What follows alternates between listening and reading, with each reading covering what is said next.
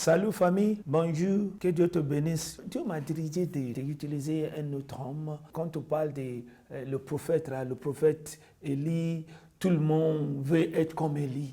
Le Seigneur même dit que dans la fin des temps, il va envoyer l'esprit d'Élie sous l'église.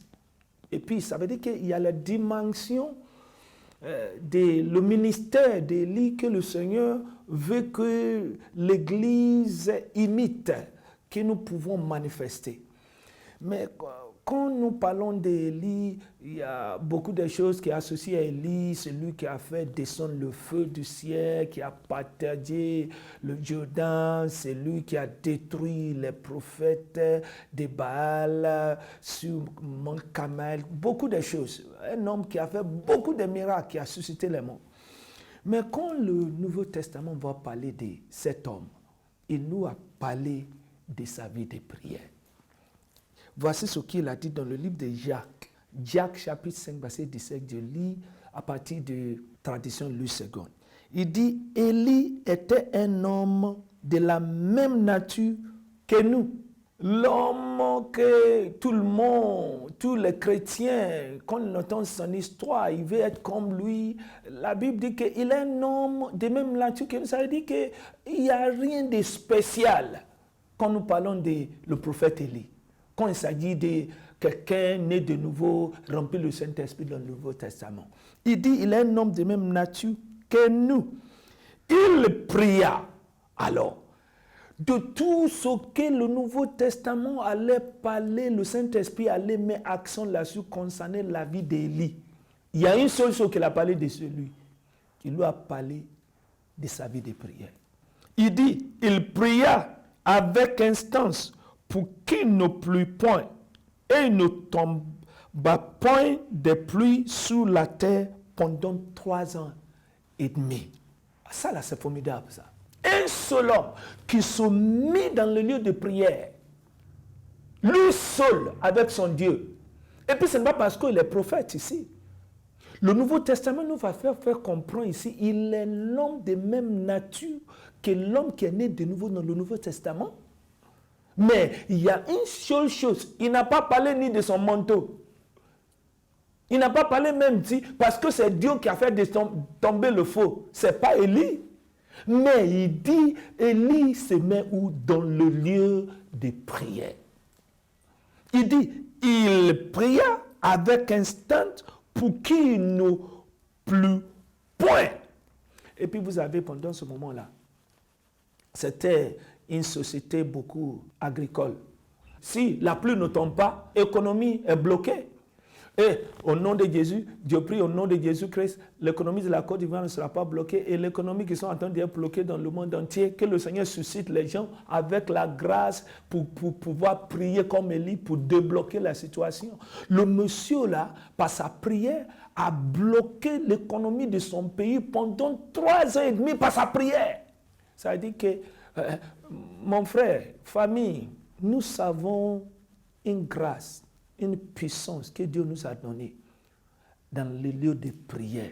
Si nous prions, alléluia, avec instance. Je vais continuer, dire, puisqu'il a prié de nouveau. Vous voyez, non? Il a prié avant, l'économie était saisie, mais il priait encore. Et puis la Bible dit qu'il a prié de nouveau et le ciel donna la pluie et la terre produit son fruit. Ça veut dire que les circonstances là, que nous vivons là, nous pouvons le changer si nous subsistons comme Élie a prié dans l'Ancien Testament. Nous, dans le Nouveau Testament, aimés de même nature comme Élie. Et restons dans le lieu de prière. Alors, ce qui est important à nous aujourd'hui, là, dans les circonstances que nous vivons là, c'est la prière. La prière. La prière. La prière. Il a prié et puis il a prié encore. Après savoir prié, on prie encore. On prie encore. Jusqu'à les choses font changer dans les nations.